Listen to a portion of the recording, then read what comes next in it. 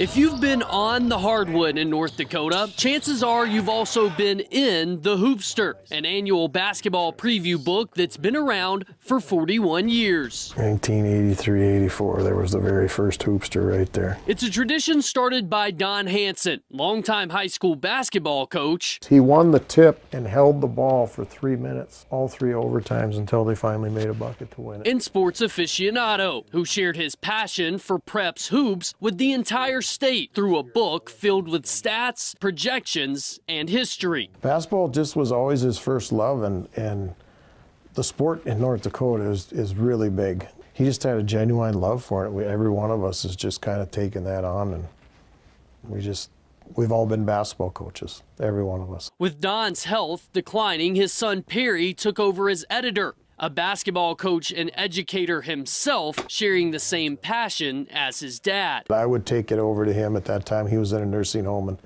I would just go over and spend nights with him and say, here's what I've got for pages, how do they look? And amazingly, he could look through the pages and go, no, you need to move this here for this reason, you need to move this here for this reason. And so I learned a lot as I went. Don died in 2018, but there was never a doubt the Hoopster tradition would continue. It's a rewarding thing for us, and I guess being a teacher and a coach, it's kind of why you were brought up to kind of take care of kids. And so I think, you know, you hear a lot about how they could read about their days in the Hoopster book, you know, as a preview, and I think that it obviously means a lot to the people in North Dakota. From salesman to editor, Perry's seen the book change substantially over the years. He would write the story about Fargo South, with the biggest movement being the digital era. I'll never forget the first time I told Dad, I said, Dad, you can email this.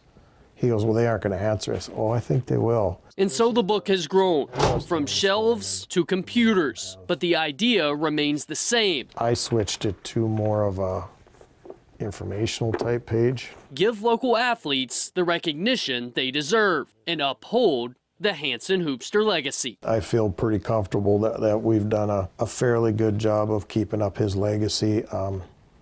I didn't realize the overall volume of work that was needed to put a book together until that first full year. And then you just kind of get to see how much Dad did. And then that's when I realized that it's awfully nice to keep this in the family. And with every turning page, that was in this 25th edition, the thought of his dad remains in the back of Perry's mind. Yep. Reporting for KX Sports, I'm Luke Gamble.